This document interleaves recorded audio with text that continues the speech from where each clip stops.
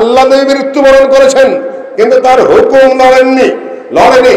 সম্মানিত উপস্থিতি, যারা কোরআন এবং হাদিস এই দুটিকে নিঃশর্তভাবে কোন ধরনের মধ্যস্থ ছাড়া সরাসরি তারা ধারণ করে, যারা বহন করে, যারা প্রচার করে, যারা এটার বিরোধিতা যারা করে, সেখানে যারা রুখে দাঁড়ায় যুগের পর যুগ, তারা আহলুল হাদিস হিসেবে পরিচিত।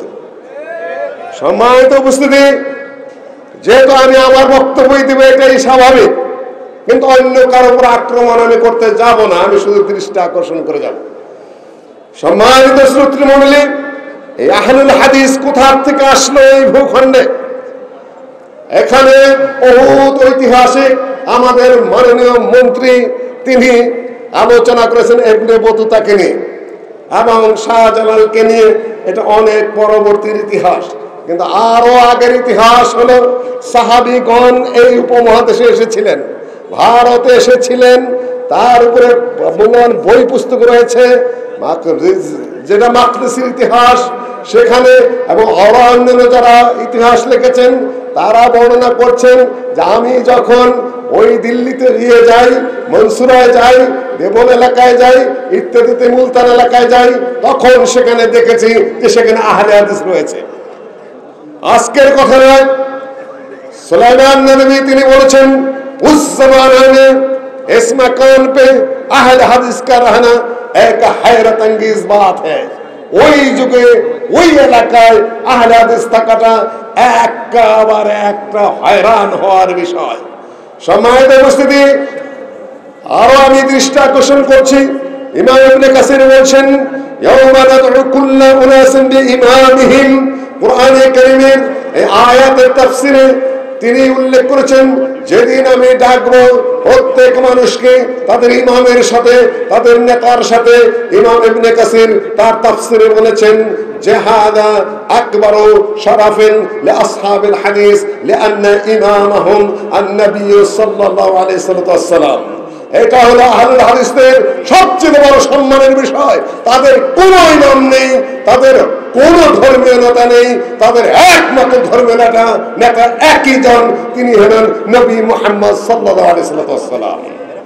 অন্য কেউ যদি অন্য কোন লিডারের সাথে উঠে, ইমামের সাথে উঠতে পারে, কিন্তু আহলুল হাদিসরা উঠবে কিয়ামতের মাঠে আল্লাহর নবীর সাথে। এটাই ইমাম ইবনে কাসিরের কথা। আমি দুই চারটা উপমা উদাহরণ দিয়ে আপনাদের সামনে শেষ করব। আমরা বলি যে আমরা শুধুমাত্র মুসলিম না, যথেষ্ট নয়। শিয়ারা নিজেদেরকে মুসলিম দাবি করে, কাররামিয়ারা নিজেদেরকে মুসলিম দাবি করে, খারেজিরা নিজেদেরকে মুসলিম দাবি করে, বর্তমানে কোরআনীরা নিজেদেরকে মুসলিম দাবি করে, কাদিয়ানীরা নিজেদেরকে মুসলিম দাবি করে। আপনি কোন মুসলিম? আপনি কোন মুসলিম? সাহাবীগণ যে পথের উপর ছিল আল্লাহর নবী শিখিয়ে দিয়ে গেছেন। ইফতারাকাতিল ইয়াহুদ আলা 71 ফিরকা ওয়াফতারাকাতিন নাসারা আলা 72 ফিরকা সাতাফতারিকু উম্মতি আলা 73 ফিরকা কুল্লুহুম ফিন-নার ইল্লা ওয়াহিদা কিলা মান হুম ইয়া রাসূলুল্লাহ ক্বালা মা আনা আলাইহি ওয়া আসহাবি। আল্লাহ নবী বলেছেন ফিরকা হবে, আল্লাহ নবী বলেছেন দল হবে, আল্লাহ নবী বলেছেন বিভিন্ন বিভাজন হবে, কিন্তু যাবে সবাই জাহান্নামে। একটা দল শুধু যাবে, ঠিক কোথায়? এর অর্থ এই নয় যে বিভাজন হবে না। আল্লাহ নবী ভবিষ্যৎবাণী করেই গেছেন বিভাজন হবে, কিন্তু আমাকে জান্নাতে যেতে হবে। জান্নাতে যদি যেতে হয়, সাহাবীগণ জিজ্ঞাসা করলেন ওই মুক্তিপ্রাপ্ত ওই একটি দল কারা? আল্লাহ নবী বললেন মা আনা আলাইহি ওয়া আসহাবি, আমি এবং আমার সাহাবীগণ যার উপরে আছি তার উপরে যারা কায়েম থাকবে। শিয়া কি করলো, ওই আপনার কাদিয়ানি কি করলো, রাফেজি কি করলো, ইত্যাদি ইত্যাদি ফেরকারা কি করলো, সব কোনো কিছু আমার জানার দরকার নেই। তারা গোল্লায় যেতে পারে, কিন্তু আমাকে থাকতে হবে নবী মুহাম্মদ সাল্লাল্লাহু আলাইহি ওয়াসাল্লাম এবং তার সাহাবীগণ যে পথে রয়েছে। ডক্টর মুজাফফর বক্তৃতায় বলে থাকে সূরা বাকারার একটি আয়াত উল্লেখ করে যে ফাইন আমানু বিমিসলি মা আমানতুম বিহি ফাকাদ ইহতাদাউ। আমি এই জ্ঞানটা ওর কাছ থেকে নিয়েছি।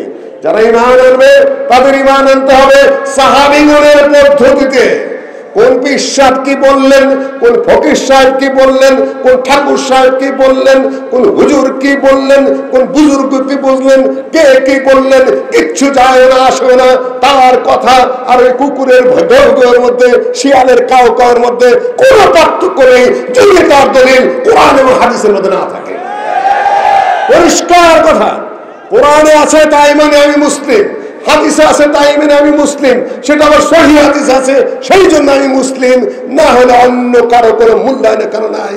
এই জন্য শাইখুল ইসলাম ইবনে তাইমিয়া সহ অন্যান্য ইমামগণ বলেছেন, আর রিজালু ইউজানু বিল কিতাবি ওয়াস সুন্নাহ ওয়ালা ইউজানুল কিতাবু ওয়াস সুন্নাহ বির রিজাল।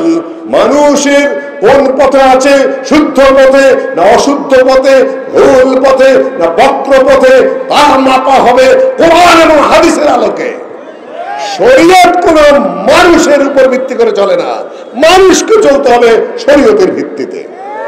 সম্মানিত দোস্ত, আমার সমস্যা কি? কোরআন আমার সামনে রয়েছে, আমার সামনে শুদ্ধ ব্যাখ্যা রয়েছে, হাদিসগুলা বাছাই করা হয়েছে, সেগুলা কিতাব আকারে লিপিবদ্ধ রয়েছে।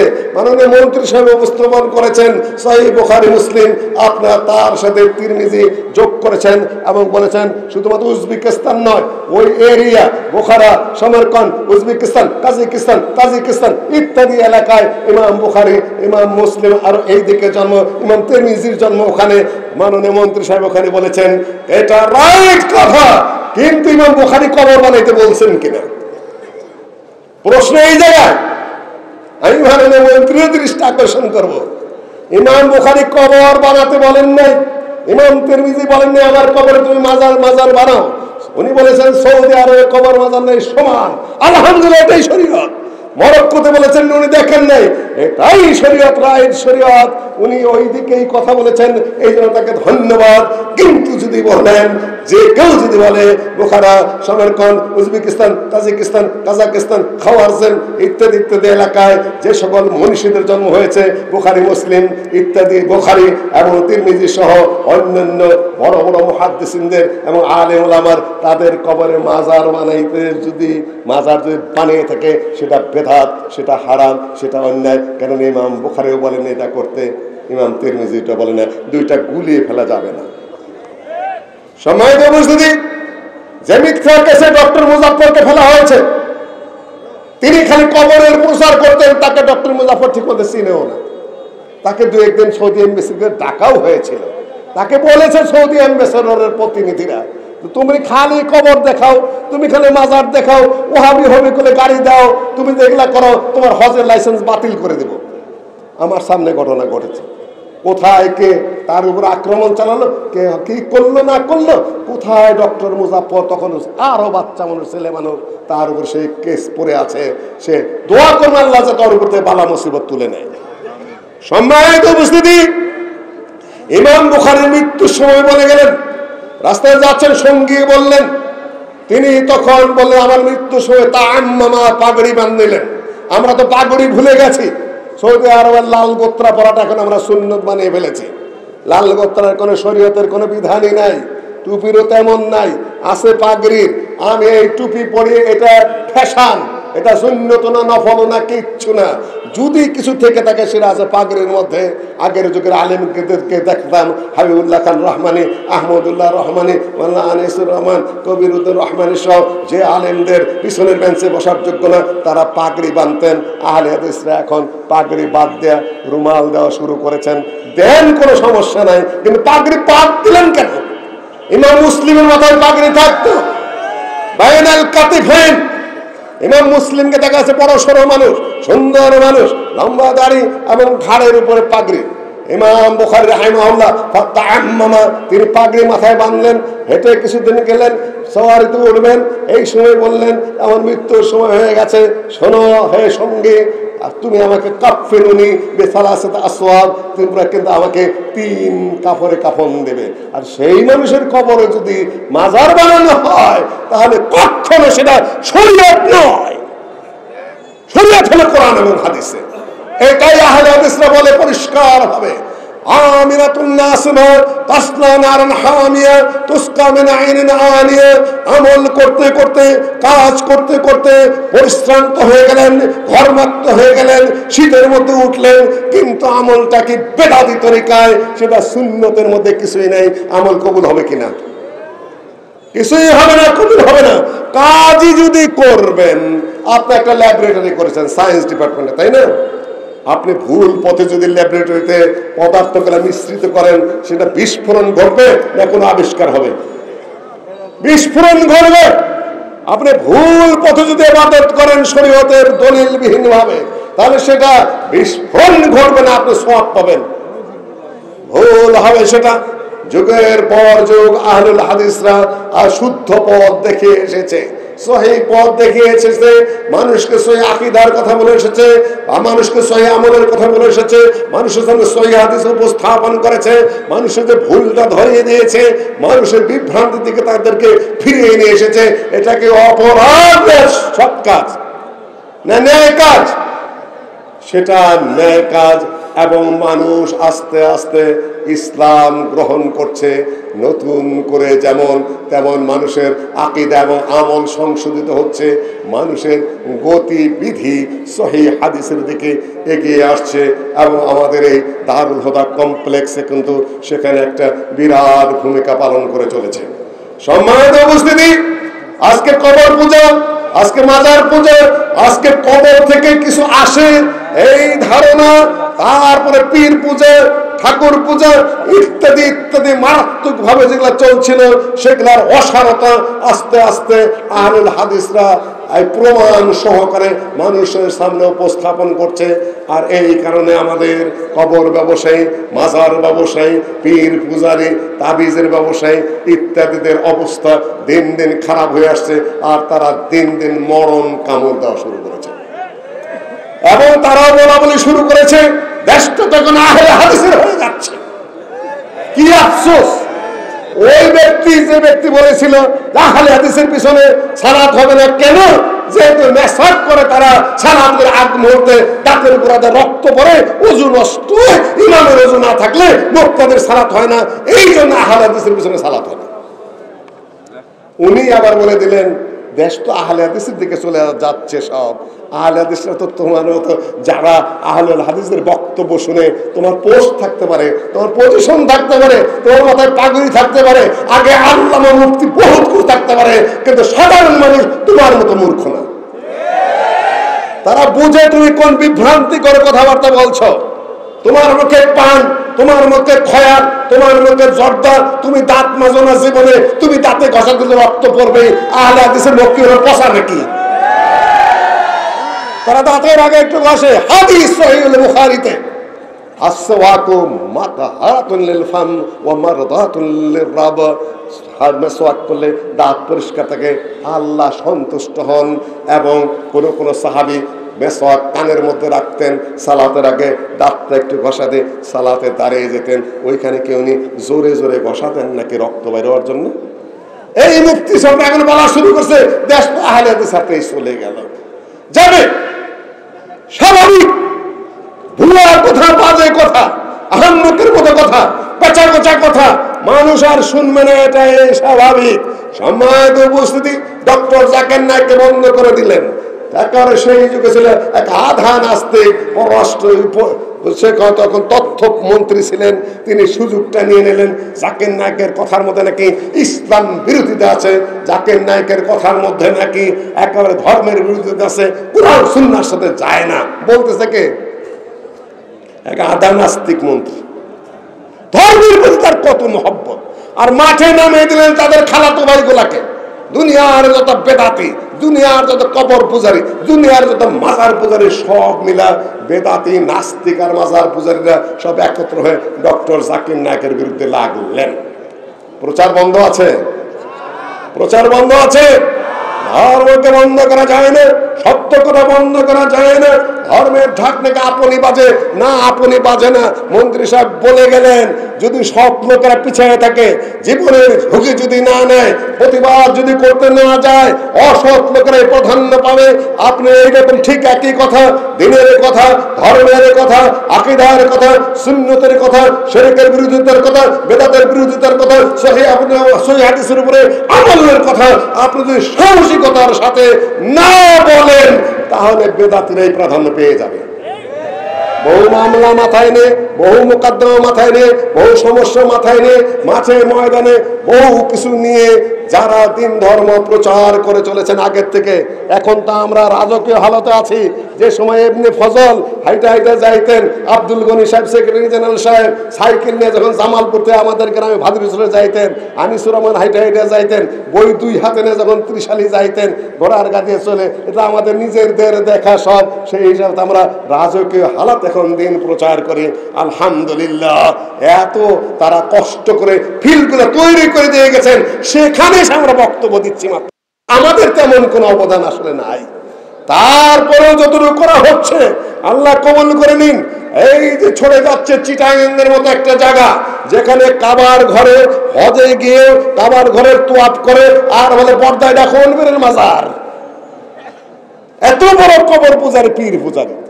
সেই জায়গায় এখন প্রতি মসজিদে রফল আযান হয় এবং জোরে আমিন হয়।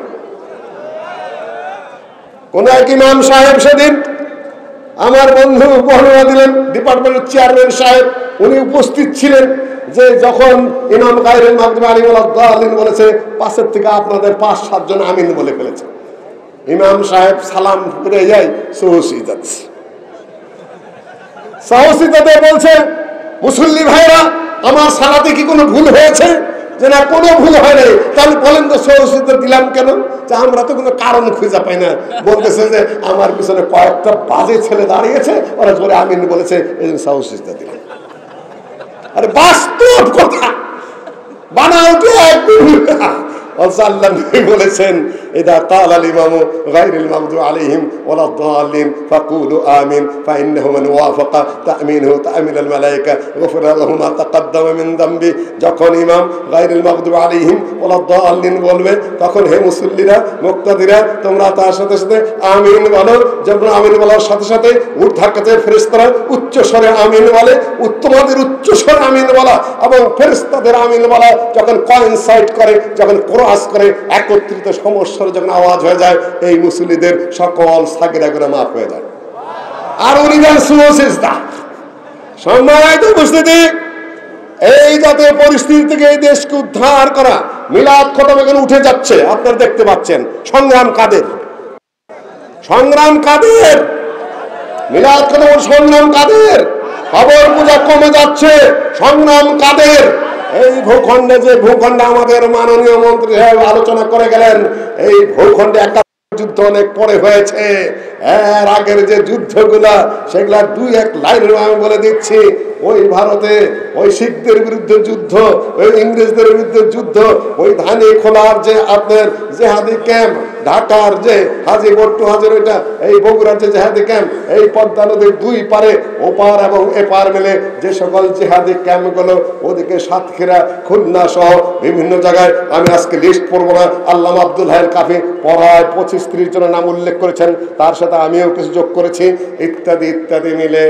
সহজ কথা নয়, ইংরেজদেরকে বিতাড়িত করার পেছনে এই আহলে হাদিসদের অবদান। আপনাদের মনে রাখতে হবে, সহিহ হাদিসকে উপস্থাপন করা, কোরআনের শুদ্ধ তাফসীর সামনে উপস্থাপন করা, সরাসরি বেদাতের বিরোধিতা করা, শিরকের বিরোধিতা করা, প্র্যাকটিক্যালি মাঠে ময়দানে কাজ করা। যে পরিমাণ তাবিজ এবার আহলে হাদিসরা মানুষের গলা, যেখানে ত্রাণ নিয়ে গেছে সেখানে বস্তায় বস্তায় তাবিজ খোলা হয়েছে, যেটা অন্যের মাথায়ও নাই, আমার মাথায় ছিল না। মুজাফর খালি তাবিজ খুলতেছে, সিলেটে খুলতেছে, একজনে দিবে না তাবিজ, কয় যে এটা রূপার তাবিজ, কিনতে লাগছে আমার 700 না 800 টাকা। বলে আমি 1000 টাকা দেবো, তারপর তাবিজ দাও। তাবিজের বস্তা যেখানেই যায় আহলে হাদিসরা সেখানেই শিরকের কিছু বিরোধিতা করে, সেখানেই তাওহীদের কিছু কথা বলে, সেখানেই বেদাতের বিরোধিতা করে। বেদাতকে শেষ করার জন্য, যে বেদাত আমল শেষ করে দেয়, সেই বেদাত শেষ করার জন্য কিছু না কিছু বুদ্ধি বের করে। সমাজ বেদাত আবিষ্কার করে তারা হালুয়া খায় না, বেদাত বন্ধ করতে গিয়ে তারা কি মায়েরও খায়। এই যে মামলা মোকদ্দমা ছুটকি নাটকে যা কিছু চলে, কি কারণে? কি কারণে এই সম্মেলন বন্ধ করে দেওয়া হবে? কারণ কি? ইসলামের বিরুদ্ধে কথা হয় এই জন্য না? নেভার, এটা তো কথা নয়। ইসলামের শুদ্ধ সত্য বিষয়টা যদি মানুষের সামনে প্রতিষ্ঠিত হয়ে যায়, এই আবু জেহেলরা, এই আবু লাহাবরা, এই উতবারা, এই সাহেবারা খাবে কি করে? এদের খাওয়ার পথ বন্ধ।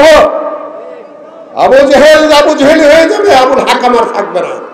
সম্মানিত উপস্থিতি, ভয় পাওয়ার কিছু নেই, ডরানোর কিছু নেই, জেল জরিমানা শুনেও অত আতঙ্কিত হওয়ারও কিছু নেই।